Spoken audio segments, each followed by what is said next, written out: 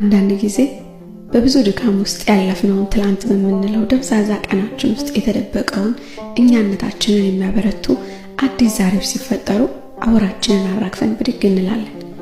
አዲስ ቀን፣ አዲስ ተስፋ፣ አዲስ ህይወት፣ አዲስ መንገድ፣ አዲስ ጉልበትና ብርታት ይከበናል። ድጋሚ የማንወድቅ፣ ድጋሚ የማንሰበር፣ ድጋሚ ተስፋችን የማይደበዝዝ ይመስለናል። እናም ሙሉ ኃይላችንን እዛ ስሜት ላይ እንጥላለን። እውነታው ግን እንደዛ አይደለም። ቃሎች ሁሉ ህይወት አይዘሩም። ፍቅሮች ሁሉ ስራ አይኖራቸውም። ተስፋዎች ሁሉ ነገን ያውቃሉ ማለት አይደለም።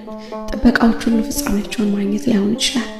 እርግጠኛ የመሆን ስሜት ሁሉ እርግጥ አይሆንም። ሁሉም ነገር ድንገት ከአይን ስር ይከስማል። ትዝታ ብቻ ሆኖ ይቀራል። በመፍዘዝ ውስጥ አሻግሮ የሚያዩት ውብ ትላንት ትውስታ ሆኖ ይቀራል። እናም ምንም እርግጠኛ የሆነ ነገር የለም። ከትላንት ህይወታችሁ ተማሩ። ሁሉም ነገር በነበረበት አይቆይም። ትላንት የተባለ ሁሉ ዛሬ ላይ ራሱን አይደግምም።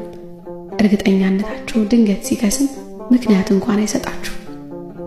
እንዲህ ማሰብ ብቻ ነው ከልብ ስብራት አስቀድሞ የሚጠብቅ ብቸኛው ዋስትና።